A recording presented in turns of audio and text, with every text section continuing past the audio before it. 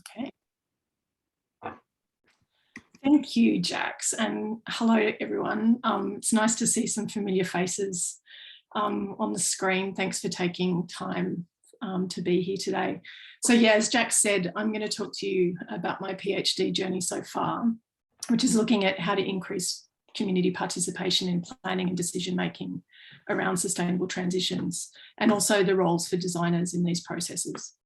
So I'm taking this PhD through the design faculty at UTS on unceded lands of the Gadigal people of the Eora Nation. My supervisors are Cameron Tonkinwise and Abby Malik-Lopez, but this work is really built on the shoulders of many, many more, and I invite you today to add to this collective knowledge. So I look forward to your questions at the end.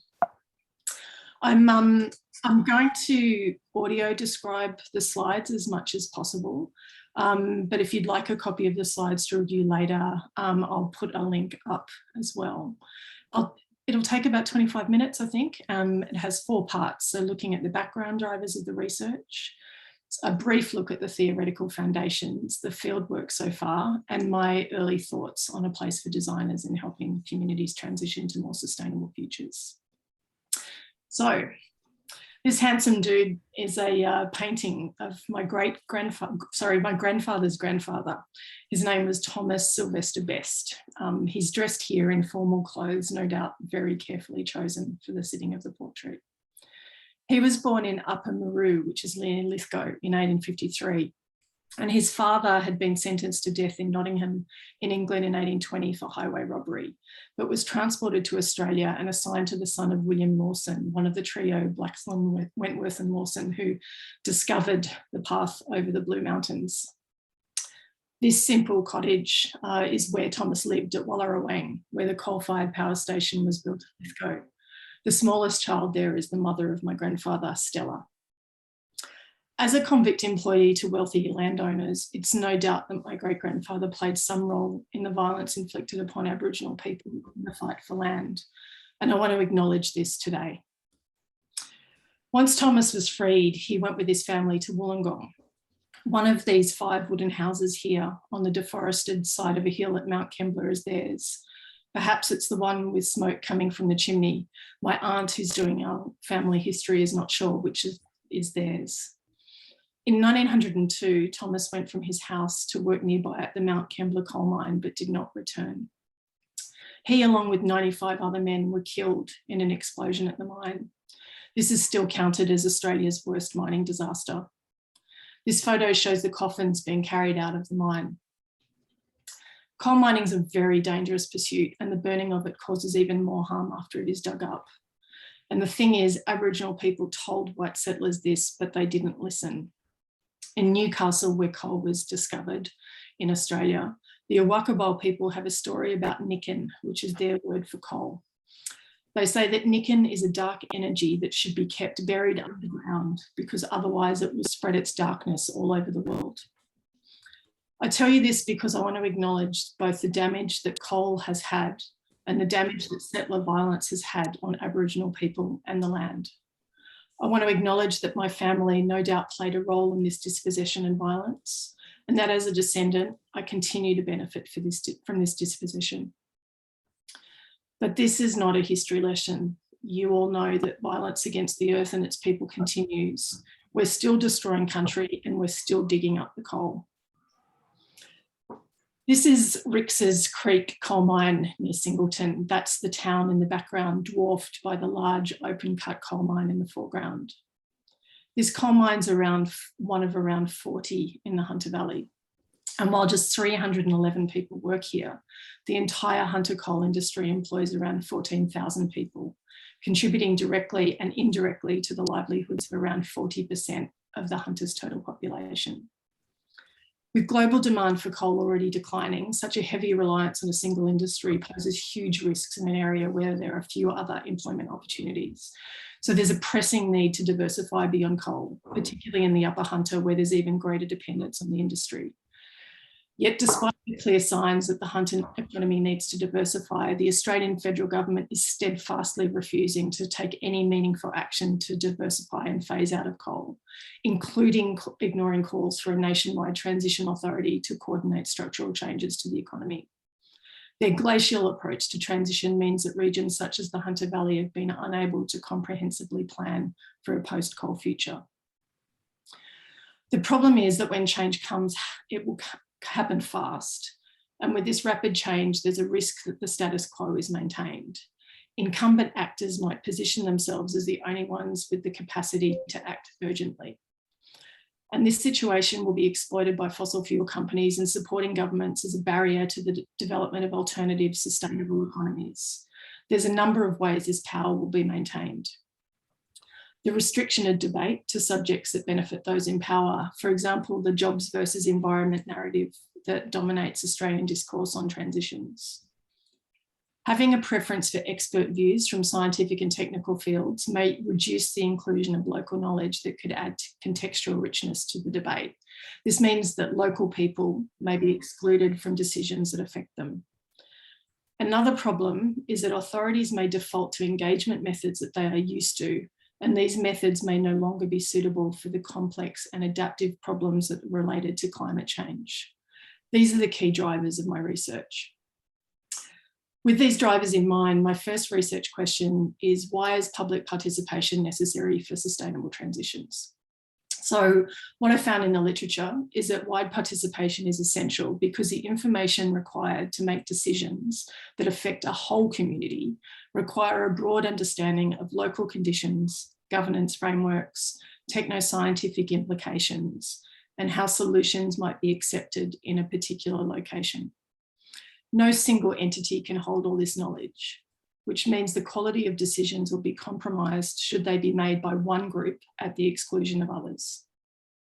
Further research has shown that action towards sustainable transitions will be best achieved through place-based initiatives, using participatory methods that embrace local knowledge, pay careful attention to the needs of local communities, and allow for meaningful and inclusive collaboration between all stakeholders. As my research has become more concrete, it's been more important to understand what factors might increase participation in sustainable transitions. And this has led to my third research question, which addresses how design and designers might play a role in enabling greater participation in transition planning and governance. So I want to tell a bit of a story to help put some of this theory in context. And the story comes from planning and social justice scholar Jason Corburn in the US. This photo is of people fishing at sunset on the docks in Brooklyn and is used to illustrate research Corburn conducted in the early 90s alongside the Environmental Protection Authority, or the EPA. The project sought to identify links between pollution and the health of Brooklyn residents. And under Corburn's guidance, they employed more of a community-based approach to research, something that the EPA was not really used to. But it worked because by talking to local people, the EPA scientists learned of place-specific social practices that were linked to exposure to pollution.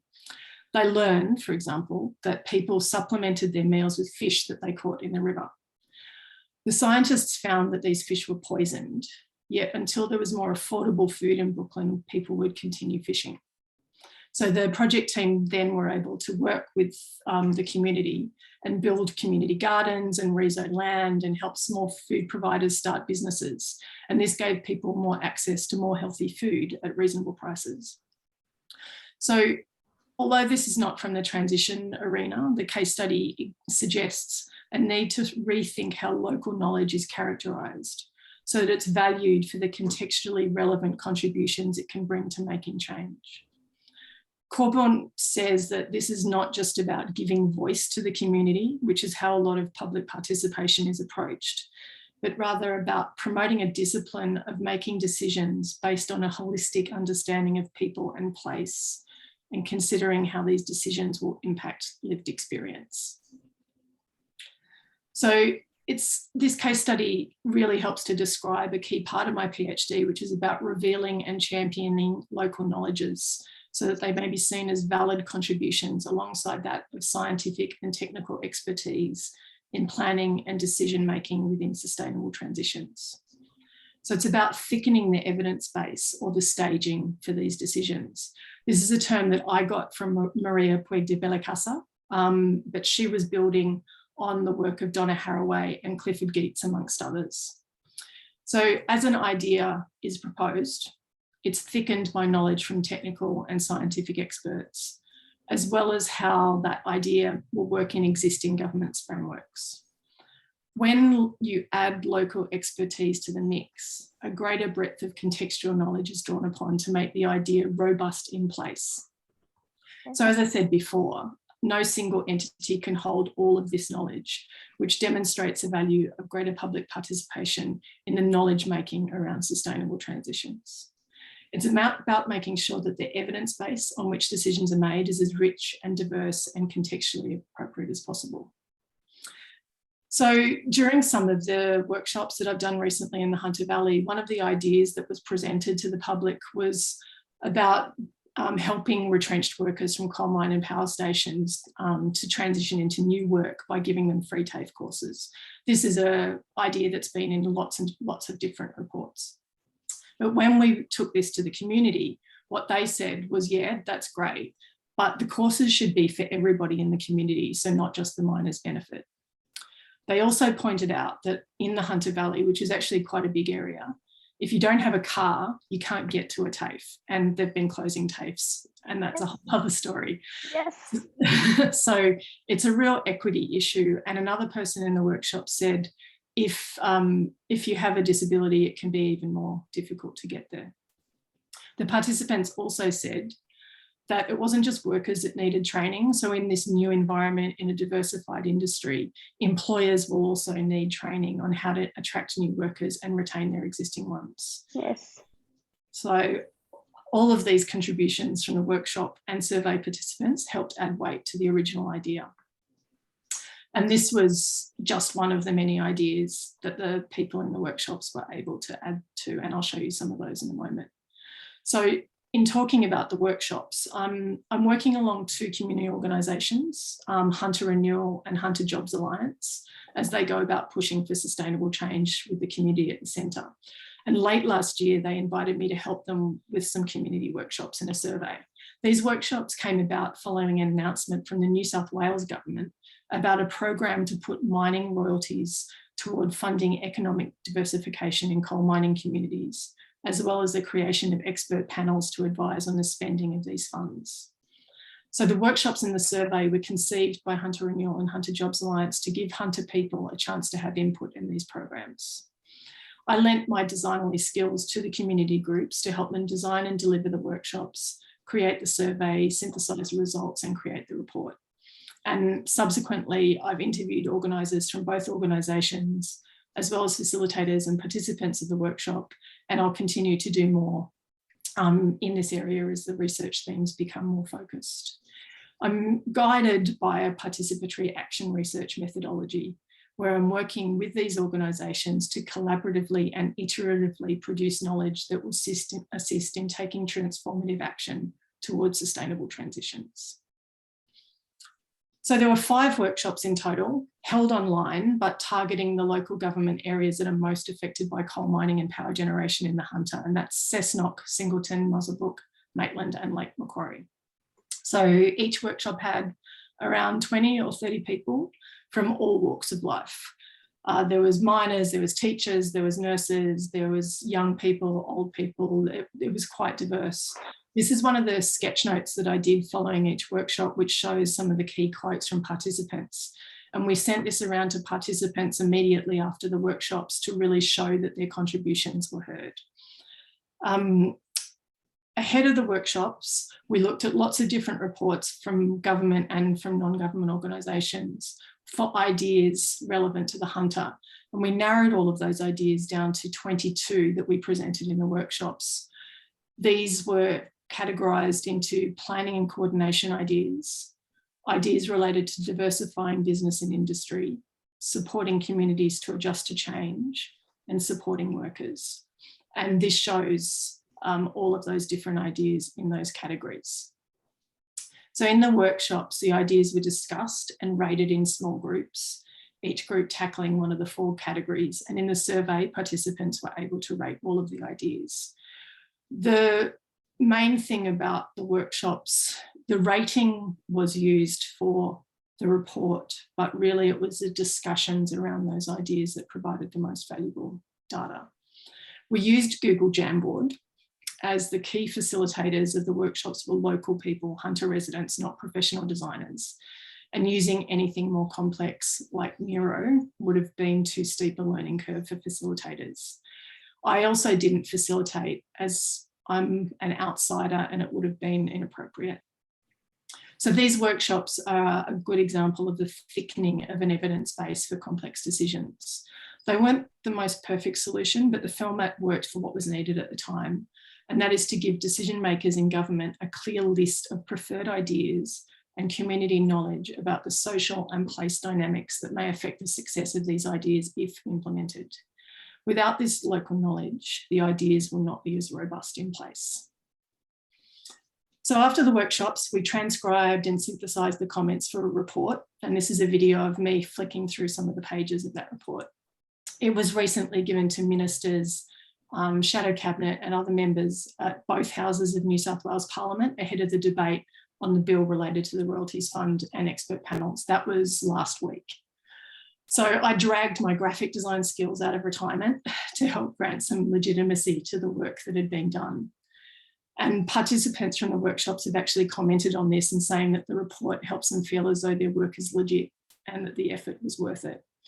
So there's going to be more engagements with the community as the legislation and regulations around the fund and the panel are developed. And I hope to be able to attend some of the ones that might be organised by government so that I can do some comparing of different formats of participation.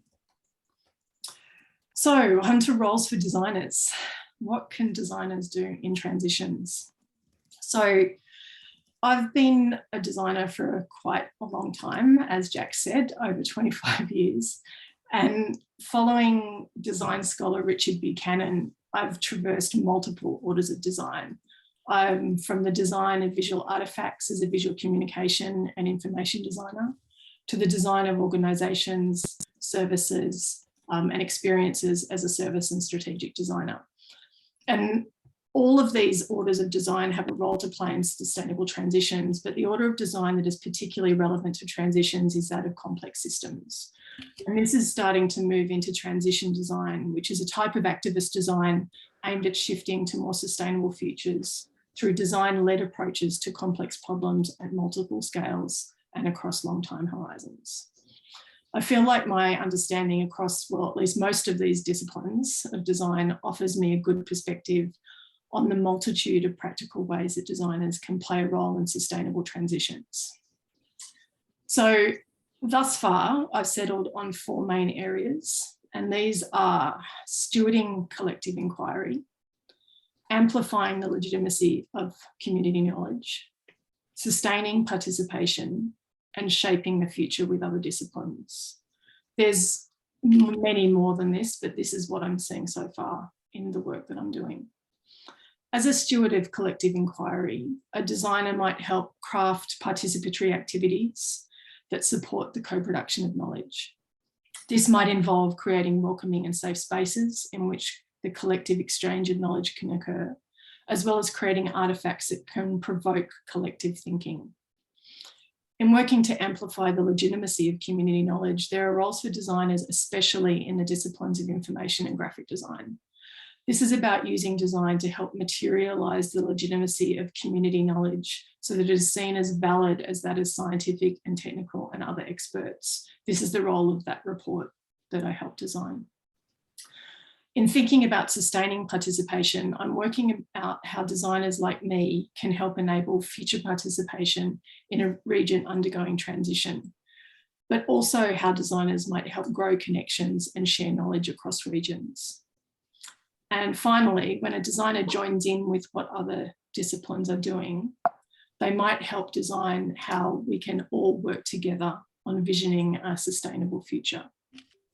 So this thinking is pretty shallow at the moment, and I hope to really develop this as my PhD proceeds, and I welcome your feedback on this and all of the other things in the presentation.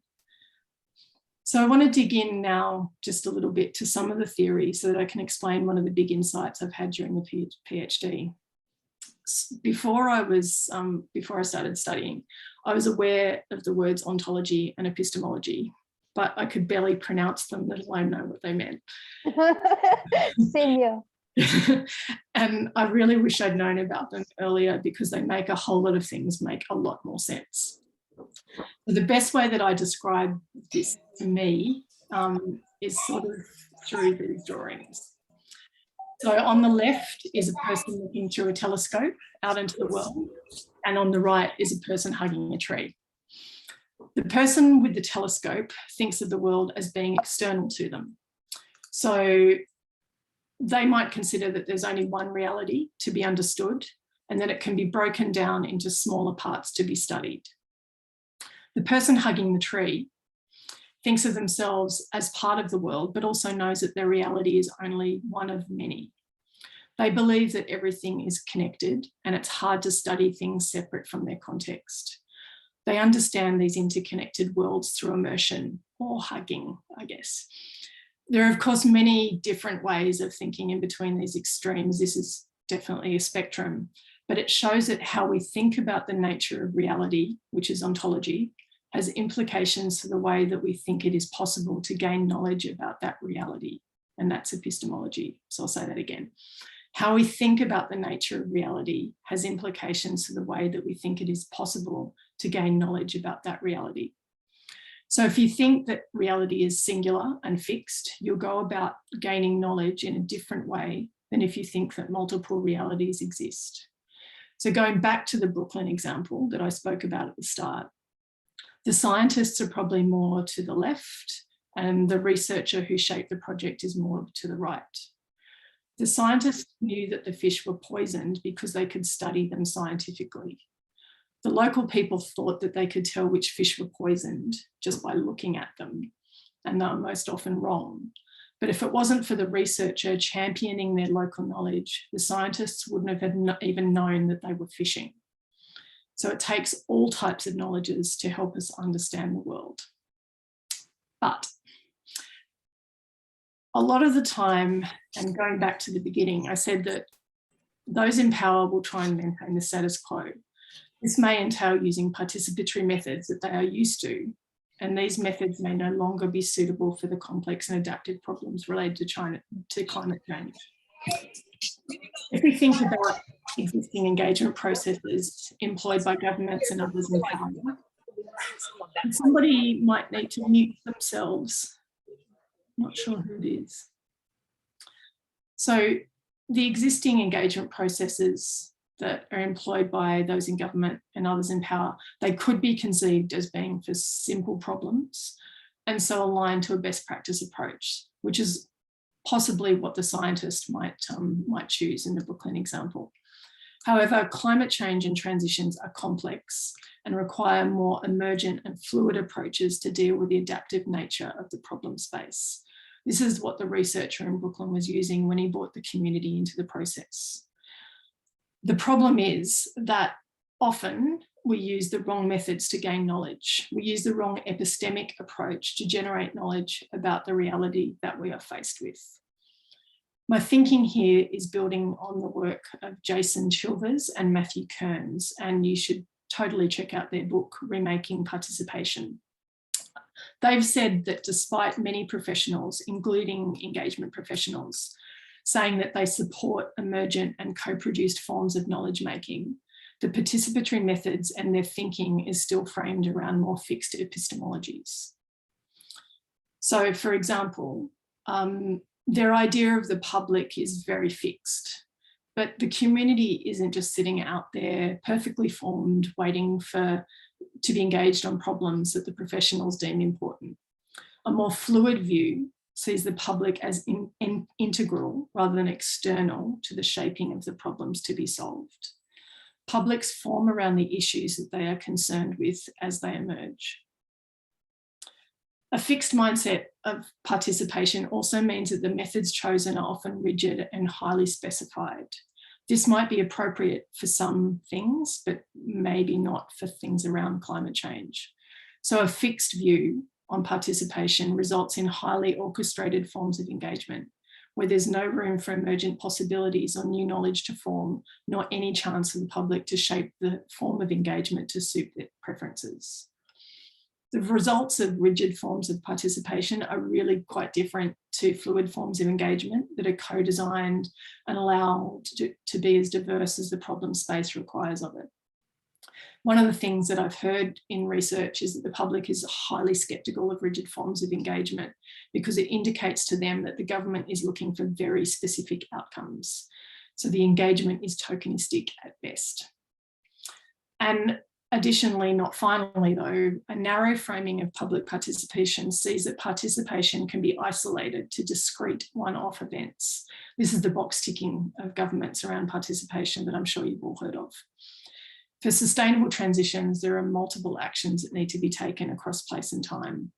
Participatory events should therefore be designed more in the form of an ecology.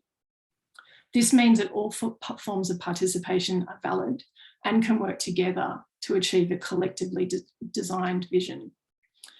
So there's no right or wrong, only relevant to the type of knowledge that is required at that time and at that place. Some people might like public workshops where there's lots of people getting together to co-produce knowledge. Others might prefer something more informal, set around a kitchen table, and yet others might think that participating asynchronously through surveys is the best method. It all works together, and the skill is in the orchestration and the synthesis of multiple knowledges to form the diverse evidence base for decisions, which is something that designers are particularly good at. So in finishing, I'd like to emphasise the very small window in which this PhD can contribute to the larger project of transition in the Hunter Valley. Designers such as myself are used to short-term projects, as is the nature of commercial practice, where client budgets determine effort. These short project times mean it's almost impossible for a designer employed in commercial practice, nor a PhD, to take part in long-term transition endeavours. That's not to say that there's no spaces for a design consultant, especially if one thinks of this as an ecology of participation, where multiple interactions, durations, and efforts are required. But my research has begun to suggest that the primary mode of designer in transitions is embedded and not separated. Whilst this PhD is short in comparison to a sustainable transition, it's much longer than any design project I've ever worked on, and I really don't plan on wasting the opportunity. I hope that the research will make an impact in the transition and help guide me and other designers in understanding how to steward design into more sustainable territories. I hope it will also foster in designers a posture of patience to be in it for the long haul in transition work. In closing, I'd like to thank my supervisors, Abby and Cameron, for their support, and Hunter Renewal and Hunter Jobs Alliance for so generously inviting me into their work. And thanks, Jax, for inviting me to speak today. And thank you all for listening. I have put this up on my Medium page, and I'll put a comment in the link in a second that has all of those links and references. So thank you.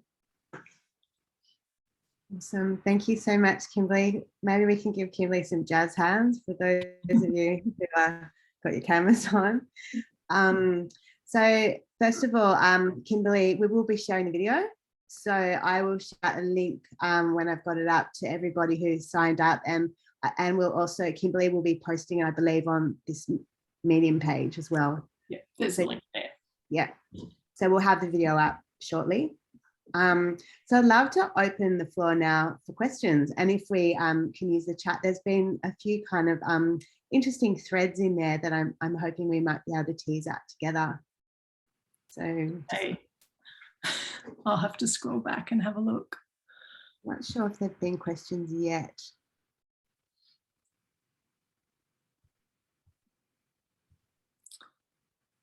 Thanks, Kate, for your comment on epistemology and ontology. Was that you who, so I heard say yes at the time? That's great. So I'm only really, halfway through the PhD. So I'm about halfway through field work. So there's lots of things that I'm discovering at the moment that I'm still chewing over. So as I said, my apologies for the thinking being so brief and shallow at the moment, but Sasha has a question, I think.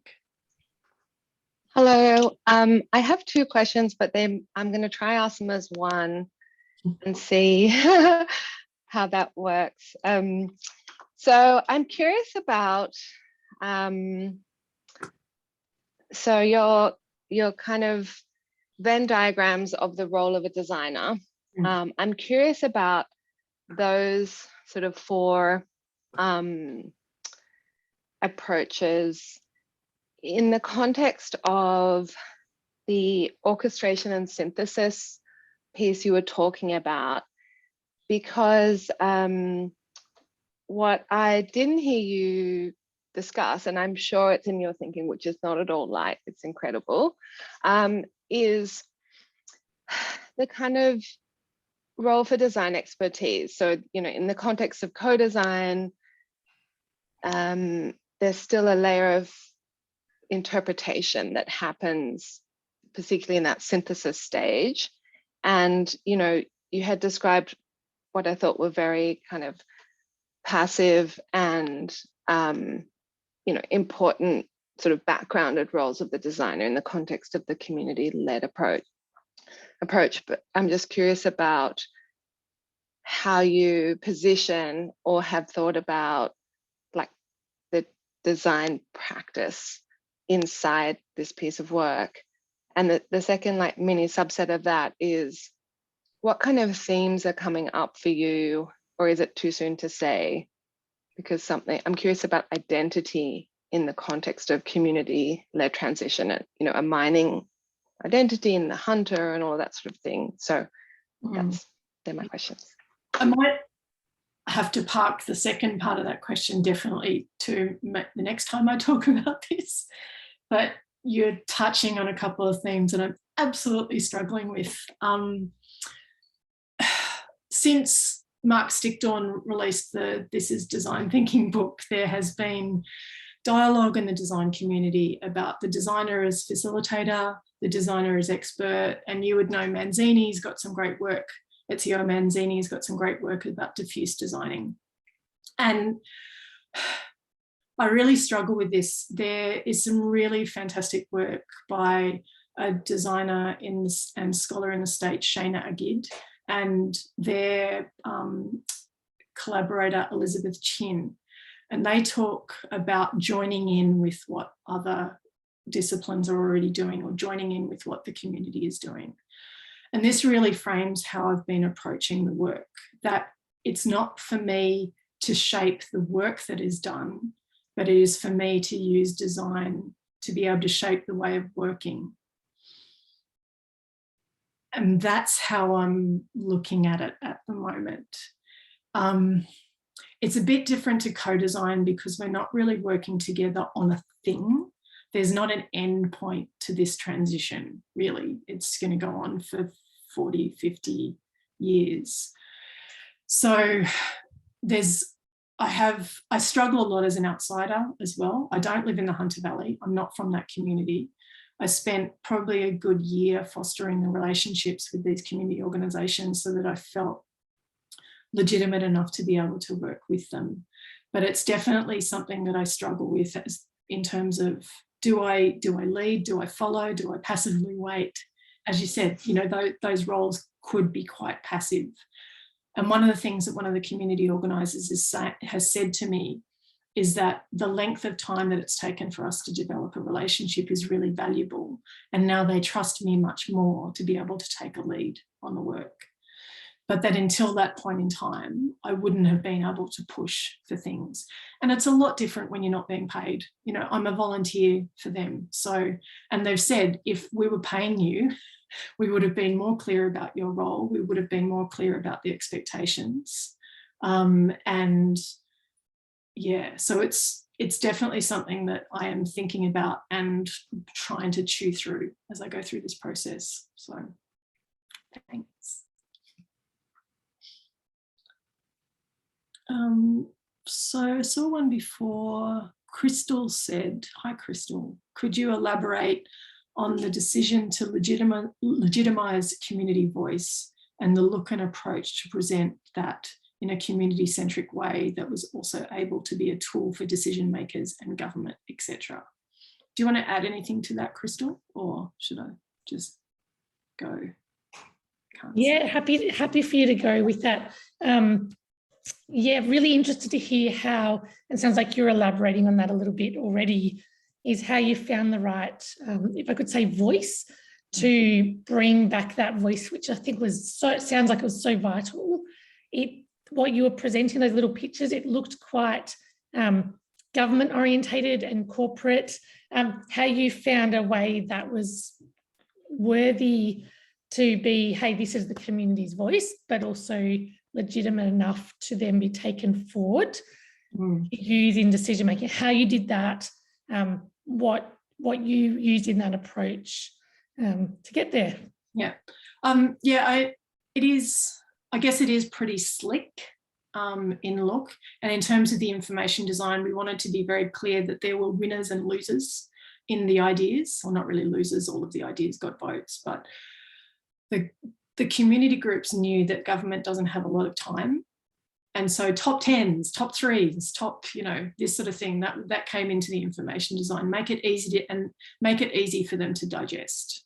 So part of the trickery that I still have as a graphic designer is tricking people into reading stuff.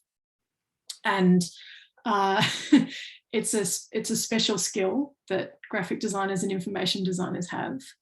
And I guess making it a little bit bright and colourful, it does look a little different from probably a traditional government report, but it's still very slick. It was printed, it's proper.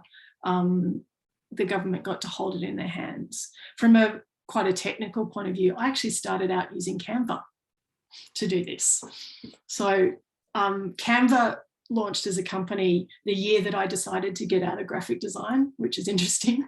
So just as I realized that maybe there wasn't a future for me as graphic design, this thing popped up to really democratize design. And I admit I used it and then brought it into InDesign. But, I'm not sure if I answered your question. Are there any other questions there, Jax, that you can see? Some quite long ones. I might have to actually have a look at some of these questions in the chat later, and maybe I can get in contact with people and answer them, or I'll put them on the Medium post. Read a couple of them. Yvonne asked, how did you find the live project and get involved? Was it with a community group? So I do pro bono volunteer work for a group called the Coalition of Everyone, who do deliberative democracy events. And goodness, when did COVID start? I can't remember time. Anyway, at some time in the past couple of years, I helped Coalition of Everyone and Beyond Zero Emissions to host an event online, but with the Hunter Valley community that BZE ended up using to create their Million Jobs plan. And through that, I met a lot of the people who work for Hunter Renewal and Hunter Jobs Alliance. So I kept that relationship up from that point, which is probably now 3 and a bit years ago. And that was actually before I even applied for the PhD.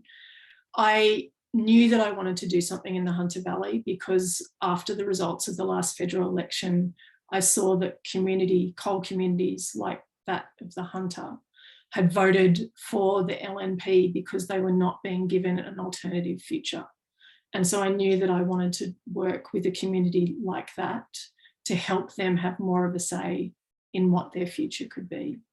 So it was a very, very long relationship building exercise, but has been completely worth it. And I'm now friends with them all, and it's wonderful. So thanks, Kimberly. Jenny Pacina, how would you go about fostering the relationships in a community? What are some of the patterns which might apply between different communities?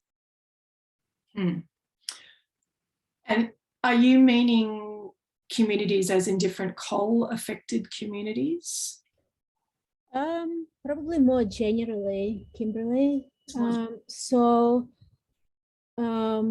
You know how you were saying it took a long time to foster the relationships with the Hunter Valley community, and that kind of came about from your pro bono work. So I mean, that's pretty specific. I'm just wondering if I would try and tackle that with a different community and I didn't have the same context. Would you have any tips on how to start and go through it? Yeah, and for me, it's all about reciprocity. So what can you give first? And that's the way that I've always gone about it. So I didn't want to be another PhD researcher waltzing into a community and saying, hey, can I extract all your knowledge? Thanks, bye. So since that time, like now I'm actually helping these organizations with a whole bunch of other stuff, mostly information and graphic design related. So I'm drawing on my very past deep knowledges, but it's working out maybe something that you can give back first, which is hard to determine, but attending events online or in person, meeting people, making relationships with them, it's a long process. I don't have any magic. How would that work if you have a 3-year PhD and it takes maybe 3 years to establish those relationships? Like, would you actually do the PhD once a lot of those relationships are established to a point? There's a lot of, I'm not sure if there's an easy answer to that, but if you wanted to do community work, then from my perspective, I just feel it's really important that in some way that you're part of that community or you're giving back to that community rather than just taking. So there are also some universities have existing relationships with communities that you could tap into as well. Yeah. Emma asked, how have you been measuring progress? Ooh. Interesting. Where's Emma? What sort of things are you talking about in terms of progress? I'll throw that back at you. Where are you? Or you can put it into the chat. Hi. Hi. I'm thinking more about like knowing that you're making a difference and being able to see improvements, I guess. Is that like I have missed some of the talk, I'm sorry, but I assume there were some goals out of this, or were there not? No, there are. So I'm looking at why participation is necessary for sustainable transitions and the factors that might assist in increasing that participation, as well as the roles for designers. So in terms of measuring that progress, I guess I'm sort of looking at 2 levels, because I'm looking at both the participation in transitions as growing, the impact of local knowledge on decisions about transitions. So that's one part of it. And I don't know whether or not I'm ever going to get to sort of some really concrete measures of that in the time that I have. And that's definitely something that I'll probably have to work out soon. And then the roles for designers is the third one. And that's a lot easier for me to measure, but I guess because I'm more immersed in it. I've got a couple of frameworks that I'm using for evaluation, including this model that's called the Trinity of Voice from a researcher, Susan Seneca, S-E-N-E-C-A-H. And she talks about how participation can be measured and designed using access, standing, and influence as the 3 measures. So does the community have access to participate? Are there comfortable spaces? Can they come together? Are they comfortable in those spaces? Standing is quite interesting because it looks at whether or not the local people are thought of as experts and whether their voice counts. And then influence is whether or not their voice actually has an influence in decisions. And it might not necessarily be about influencing them directly, but being part of the decisions in the first place. So I'm probably going to use that as a model to evaluate how the different forms of community engagement are working or not to achieve those 3 measures. I've got another question here from Margalie. Do you embrace David Snowden's work as articulated in his latest incarnation of his Cynefin framework? Did you hear some of the Kinefin work in there? Yeah.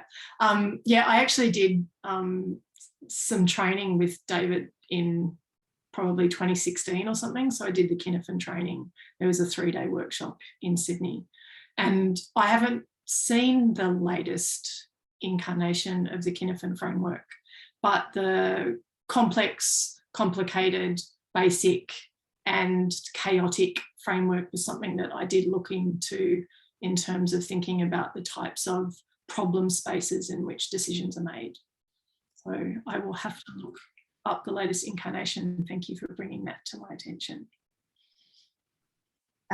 Mel Rumble, Mel's asking, I wonder what your take is on the role of lobbyists or certain vested interests, e.g. business, industry and government, and the role that they can play in skewing the narrative, pushing back on squashing new ways that this community can be. How best to grapple with their influences? Oh, I wish I knew, Mel. I mean, I wish that I was getting paid $22,000 a minute to subsidise my fossil fuel interests as well, but I'm not. It's really, really difficult. Lobbyists have access to government in ways that the community just does not. So the week before this legislation was tabled in the government, which was now 2 weeks ago, the 2 community organisations came down to Parliament from the Hunter Valley to meet with MPs. They actually got to meet maybe 30, 40 different MPs from across all areas, and which was hard for them to orchestrate. But one of the things that I noted was that there are no rooms in Parliament set aside for the community to meet with parliamentarians. So spatial access is restricted.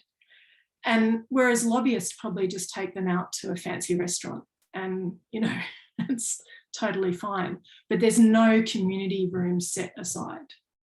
And I asked people at Parliament and they said, well, you can book a meeting room or you can pay for one of the event spaces. And I just think if that simple thing hasn't been solved, then how is the community meant to meet with their representatives? And it could be a really simple change to actually bring the community more into Parliament. So we'll see. I might start working on that after I finish this PhD. Thanks, Kimberly. Jade Tang Taylor has asked, what's been the biggest challenge, failure, learning through this overall process? I think touching on what I talked about with Sasha's question, I was used to, and I guess this has been through my whole career, I was trained as a graphic designer in the early 90s. Like, this is the era of designers in black turtlenecks who really ran the show. And my whole design career has been trying to unpack and undo all of that and to become much more humble in this process. But as with Sasha's question, I really struggle about that leadership versus partner versus helper. Am I being patronising? Am I actually being worthwhile? So that's probably been the biggest challenge, is going from a position where I was principal at Meld Studios and had some pretty big roles in running lots of different design programs, to actually going, you know what, actually my role here is one of much more humble service to a community undergoing transition. And I think that's been one of the biggest challenges, is getting to that position. Wonderful. Thank you so much, Kimberly. We've got 2 minutes left, and I just thought it might be nice for each of us, if we feel, just to put a sentence of like, what's the key thing that you've heard today that resonated most for you? And I will share, I'm sure Kimberly would love to get some feedback from you, seeing there's no like, hey, you know, chats after this with a cup of tea. And I'll share that as well in the communication after the event through Humanities.